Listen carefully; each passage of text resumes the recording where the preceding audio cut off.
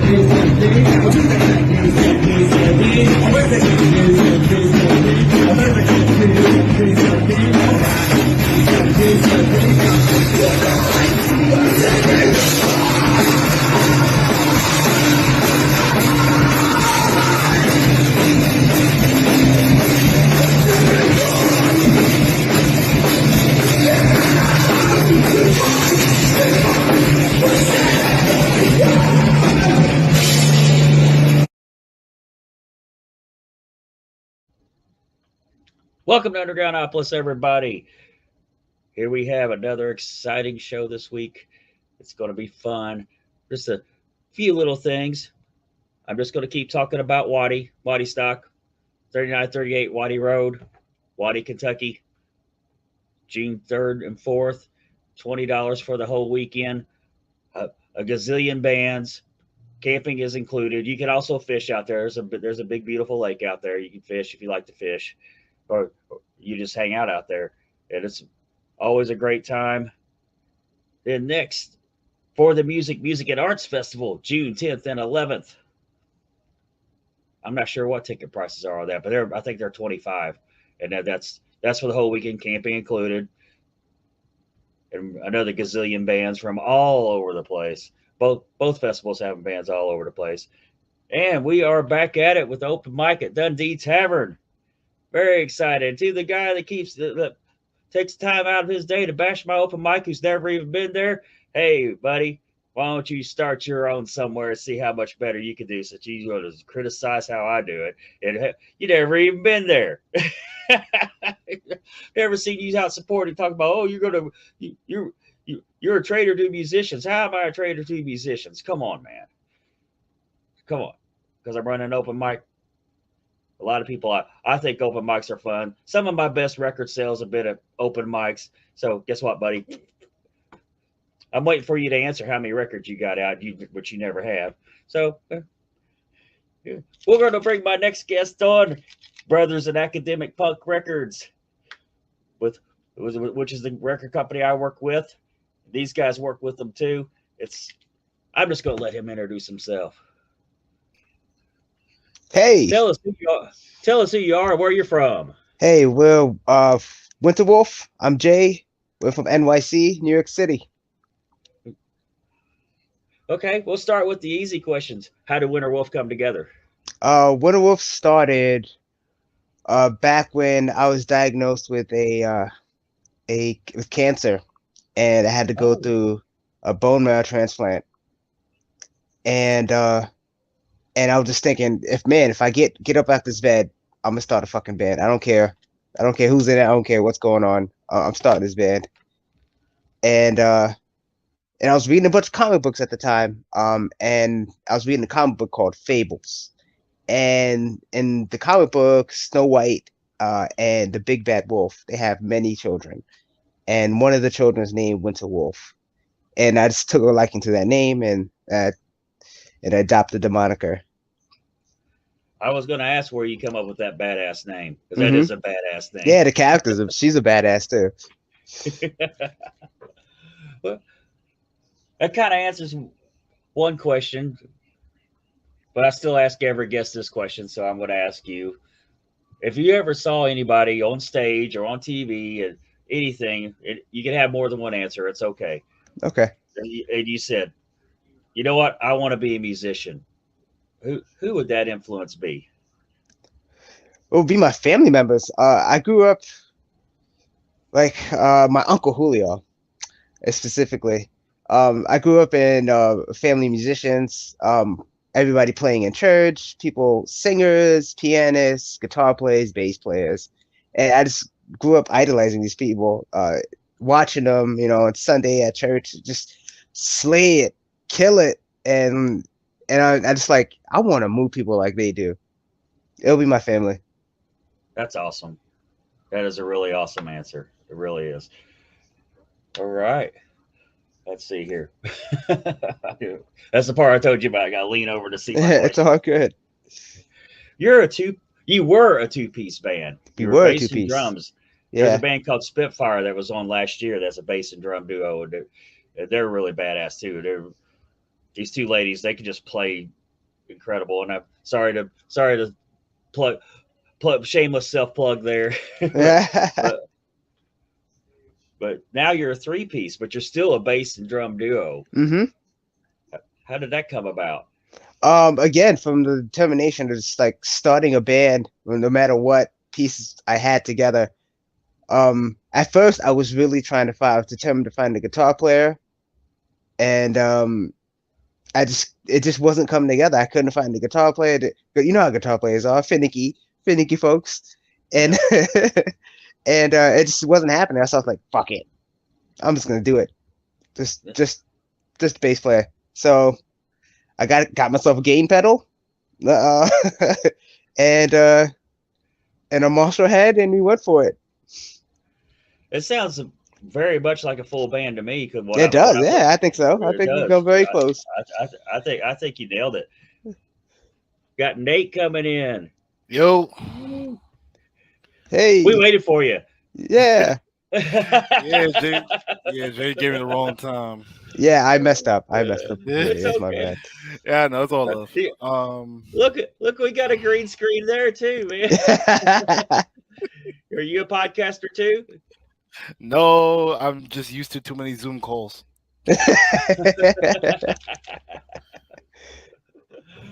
Well, I want to ask you what you Nate if who would you say you saw as a child or wherever and you thought, you know what, I want to be a musician. And you can have more than one answer. That's a really good question. Jesus. I had to go all the way back. I want to say, honestly, the first band that comes to mind is Korn. Honestly, Oh yeah. yeah. When I first heard "Freak on a Leash" for the first time, I was like, "This is the coolest thing I've ever seen." Because I grew up in a Christian household, in a church Christian household, and but also I was in a Caribbean household as well, so I'm used to like reggae and dance hall and everything. So there's not a lot of rock, and I wasn't exposed to a lot of rock at the time. It wasn't until like high school that I was exposed to it. But the first song I got to listen to it at a young age was "Freak on a Leash," and I remember thinking to myself, "Yo, this is so weird, but I love it." And then me being a part of that internet sort of era, a lot of the music I used to listen to all was from like different parts of the internet. So like YouTube pretty much exposed me to like a whole bunch of different music.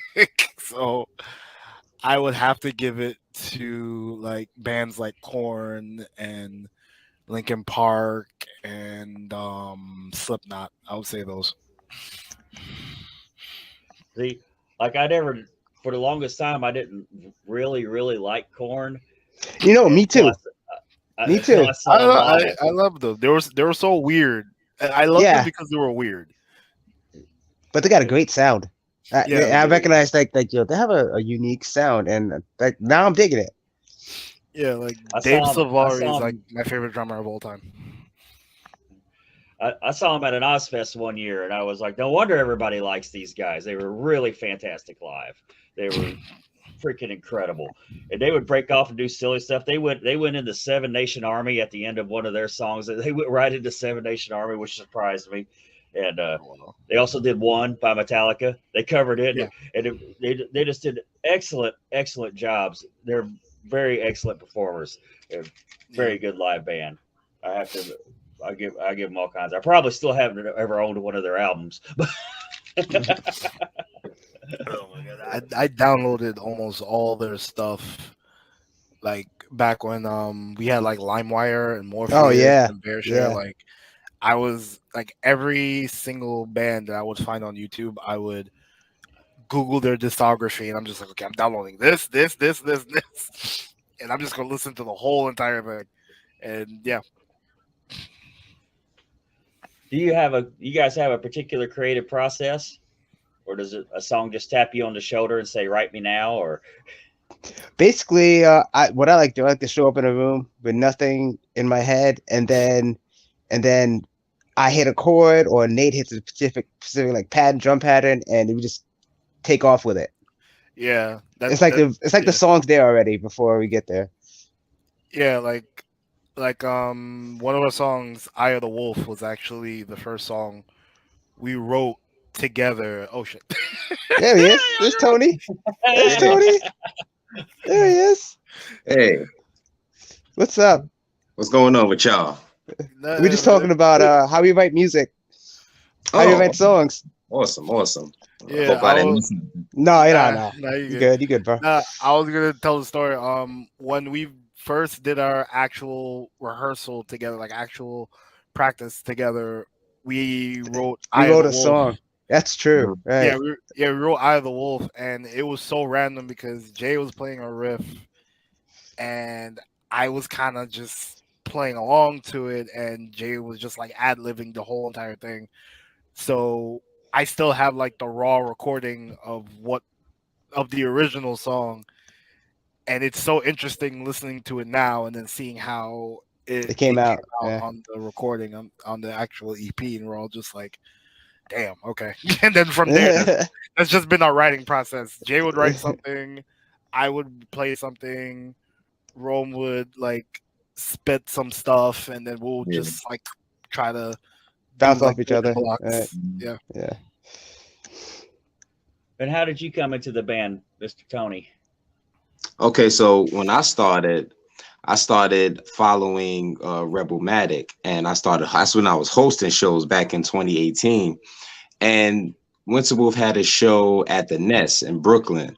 So I came along, and the first time I was seeing, I was like, wow, this brother got some style. I like his whole style of play. It was just a two-piece band. And so I seen him, we was talking, and I started following him.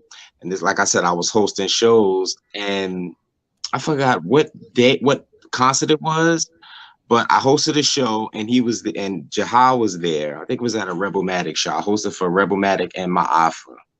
And He liked the It way must have been a Max Fish show. Must It have was been a Max Max. Fish. Yeah, it was Max. Yeah. it was Max Fish. It was Max Fish, and Jay was at the show plus Nate, and I started hosting for him. He asked me, just host the show." Yeah, And just come on and show up. Just show up. so I hosted the show at him at Astoria Skate Park. It was, and that was in 2019. And I knew like 2 or 3 songs, and I grabbed the mic and I started singing. I was just hosting. I never sung before, so I came from the gospel background. We'll get into that a little later. And so I just started singing the songs, and we just gelled together. So he was like, "Bro, just start singing," and then it's been history ever since. Well, you certainly look like a star, man. You do. You got the look, buddy. I appreciate it. It's just something I threw together. It was Mother's Day, so I was like kind of celebrating a little bit. So. Yeah. Well, tell me about the gospel background. I'm interested in that now. I'm a little bit gospel background too, believe it or not. Oh, all right. That's good. I would like to hear about that as well. So my parents, they met, the story I was told, 1985 at a gospel program. See, in gospel, they call it quartet programs. And so they met at a program, and I came into the picture 1989. I was born, and they had their own groups. My mother had her group, my father had his gospel group, and they'll be on programs together. Sometimes they'll be touring together, separate bands. And me growing up, I used to always dig into my father's tape decks and listen to different sounds. Like, oh, I like this gospel band, I like that. And then all of a sudden, I came into rock and roll when I was 7 years old, and I was like, hey, I called Daddy. Hey, Daddy, this sounds like that group, or this band sounds like that band. He would tell me the history and everything, a little bit that he knew, and they would bring me to programs, and I just enjoyed the music. And as I got older, it started resonating with me how much gospel and rock and roll are similar, very similar. It comes from the same place. It does. It really does. And so I started doing my knowledge, doing my research. I started developing the interest in different type of genres. And so then I've always been into pictures. Like, I was a weirdo. So I was look at pictures and play music. And then I would like try to picture the picture that I'm looking at, how it would move, how it would synchronize with the song that I was playing. And it all just resonated with me. And so that's how I connected the roots of gospel and rock and roll together. And ever since then, I was like, wow, just been discovering. Because like every day you're discovering something new. You should be, at least. Exactly. Yeah. Stop learning, then you're dead. It's time for you to be put in the grave. So every day is an opportunity to learn something new, something that connects with your soul, connects with your spirit. And just, if you have something to say, just go all out and just do it. Hell yeah. I found out playing gospel's hard. Yeah. It's hard to play. It's not easy music. It's like it's not. No, it's not. No, like I've been playing drums in the church pretty much all my life, so I can vouch for that. It's not easy. I wouldn't call it easy. It's not a but lie. It's fun. But it's fun. It's fun music. So. The guys I play for, you'd think they were the Statler brothers. They were such good singers. They were they knew their parts really well. They were older. I was a teenager. They were older. Like the Kingsmen, actually, I don't know if you know who that is. The Kingsmen actually asked them, our guitar player, to be their guitar player at one time, but his son was like 3 years old. He's like, I'm not leaving the house, And I respect that, But that guy that played guitar and sing, he could hit a full octave below the low F on a keyboard. He could get that low. Wow, what a voice! Yeah, wow. Yeah, and he could pretty much he could hit real high notes too. And it's like, man, I envy that vocal range. Oh yeah, it's something else. It is something else out of this world. People always talk about people that hit those high notes. Man, hitting those low notes are harder. Yeah. Yeah. Mm-hmm. Yeah. Sometimes it takes a lot of training. Yeah. Like a vocal training. Well, can you guys tell me about your favorite show you ever played? Ooh, that's a good one. What's my vote? For me, it's grocery. For me, it's Arlene's Grocery. We played that show August of last year. That was a good show. That was a good show. That was a good show. Mine would be La Jungla. Oh, hold up. Somebody's got an echo somewhere. Hello? Hello? I think it might be Tony's. Oh, I got an echo. Yeah. Okay. You got any earbuds? I do have earbuds, but they're not connected with the.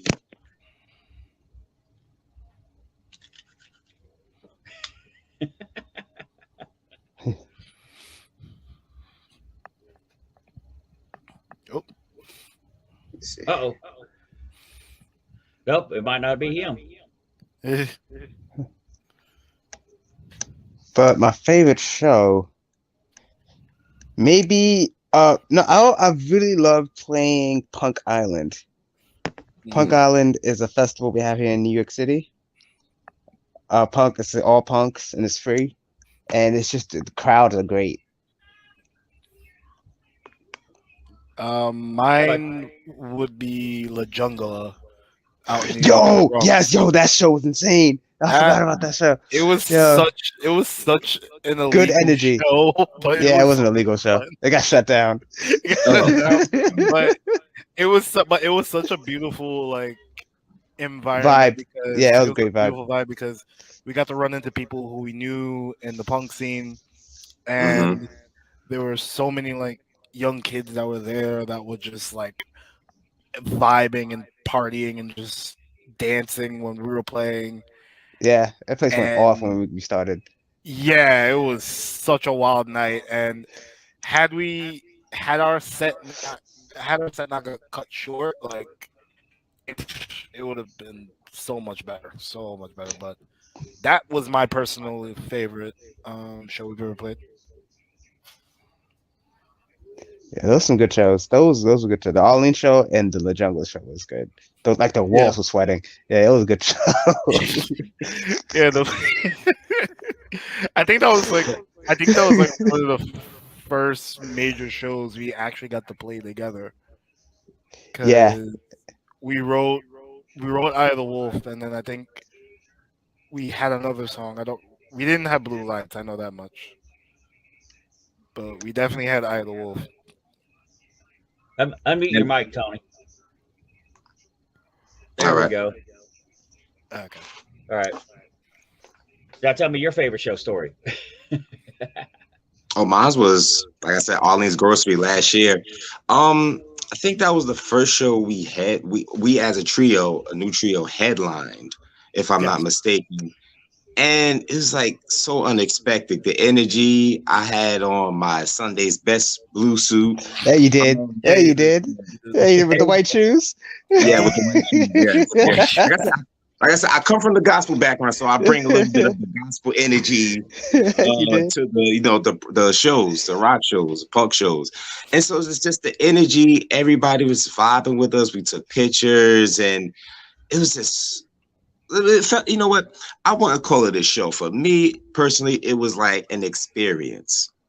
It was like a dream. It was like entering into a vortex, a new world. Yeah, and that was unreal. Yes, and it just elevated us not as only a band, but as individuals. You know, the chemistry was growing, and it grew tremendously since then. And so that's why I was saying, like, we really gelled, we developed chemistry, we entered into this new vortex as a band, and it's only going to propel us forward.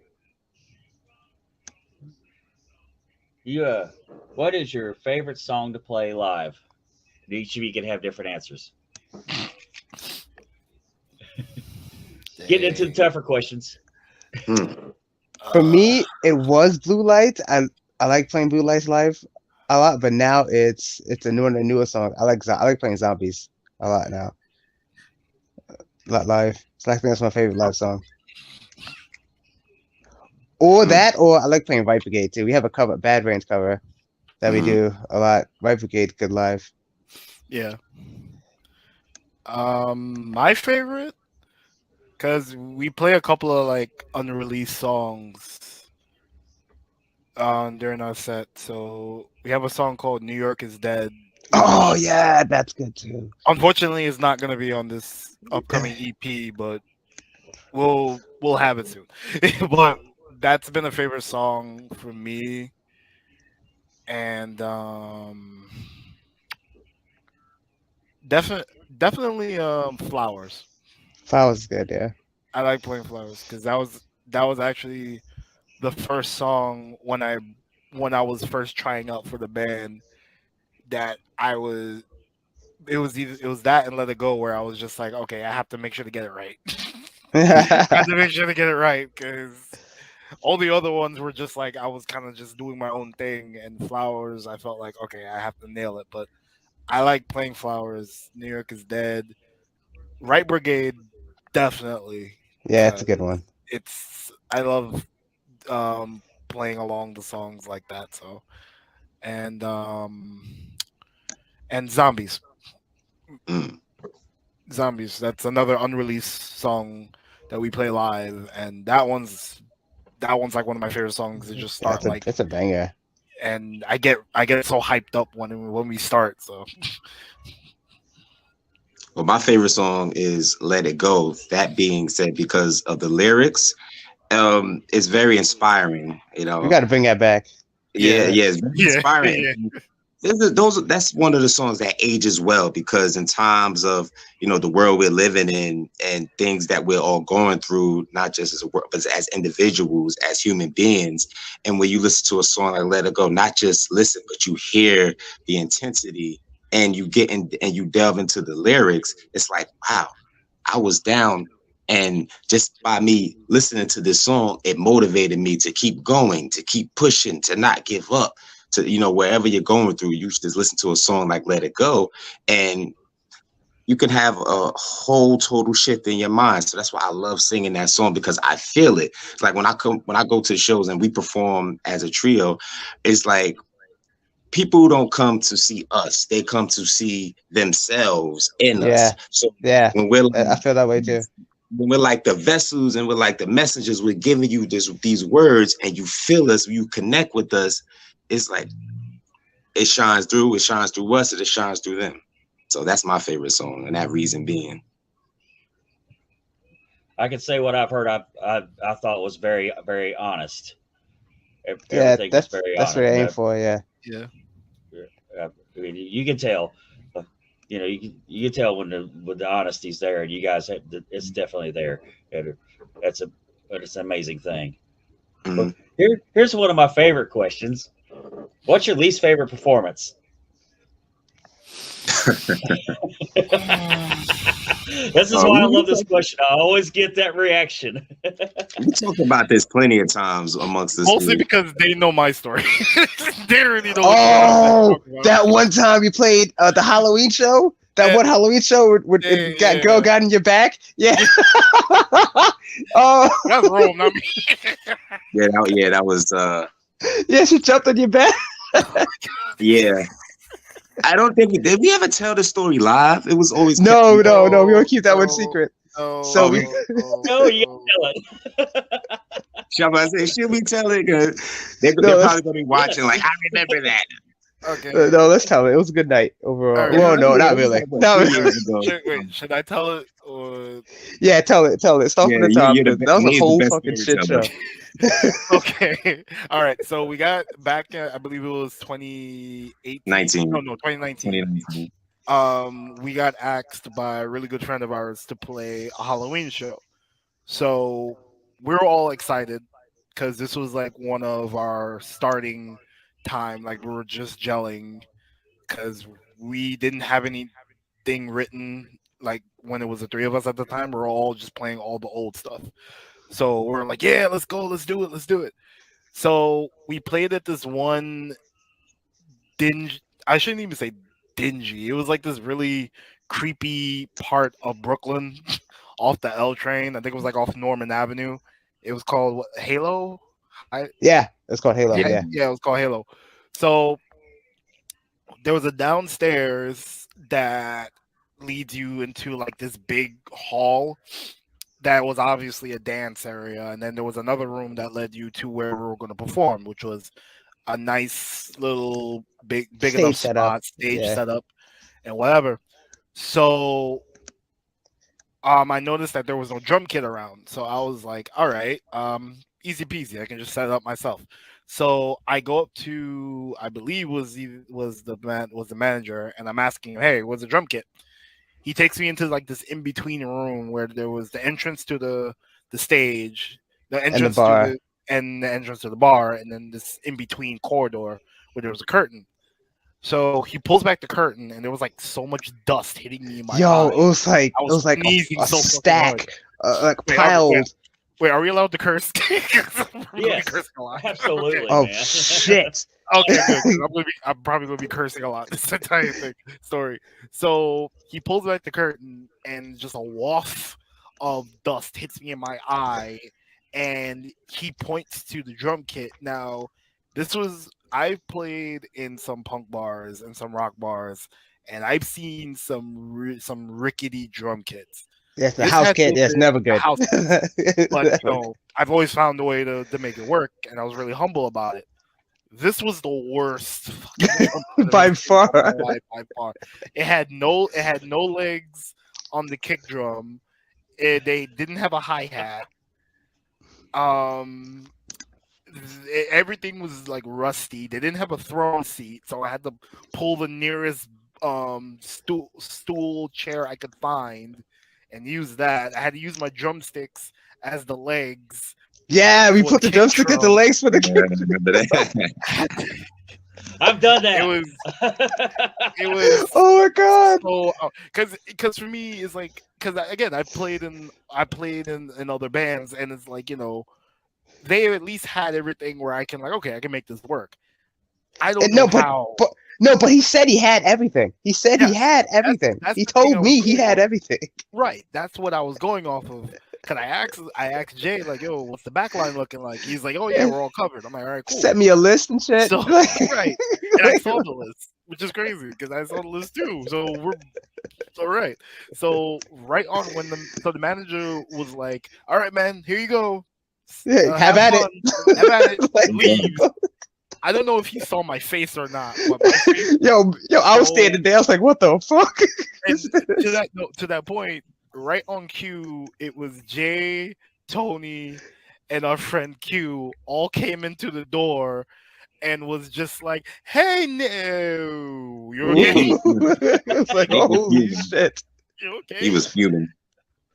Oh. I think I must have blacked out because they said I was spazzing the whole Yeah, time. yo, you spaced out. You like zoned out. Yeah, you weren't talking nothing. You were just like, all right, I gotta get to work. I couldn't tell if you were angry, but you were just like in another zone. So I had to set everything. Well, everything had to be set up because we were like one of 3 bands that was playing that night. And I set up the whole thing. Jay helped me, and somehow we made it work. The only thing that was really just aggravating was during one of the performance set, and this is not me blaming anyone in particular, but I had left my snare and everything set because we were going right after, and then I remember this was around also the same time that a bunch of kids bum rushed the stage because a bunch of them were like stage diving. So my snare fell over, and then I went to go check, and I'm like sound checking, and then the bottom resin was like was broken. So it was just a dull sound the whole entire night, and I'm just like, you made it work though. You made that kit work. I was about to rage. You made that kit work though. Jay's looking at me like, bro. Yeah, you all right? You all right? You're not leaving the band, are you? It had the terrible Metallica Saint Anger snare. Yes. Yo, yes. You ain't lying. I think I was like so angry that I didn't even like care, and we still played that's the crazy thing. We played an amazing set, a really good set. It was such a disaster, but it was still one of our best beginnings. One of our best sets, yeah. One of the best sets. everyone was just losing their minds and having fun and doing all the stuff. Yeah, that room exploded too. I was like, oh.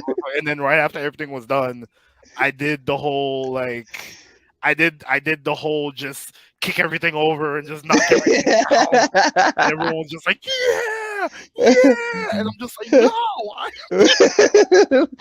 I'm done with this. I'm taking my anger out on this right now. Oh, So yeah, man. that was But he paid us. Well, guys, So all Yeah, right. he paid us. He paid us. Thank God. Thank God he Yeah. paid us. We're starting to run out of time here. Anything you want to add before we wrap it up? Shout out to the tribe. Trap. Shout out to all the young rock bands coming up. Check your gear. Mhm. Play for your sound. Double check the back line. Double check your backline always.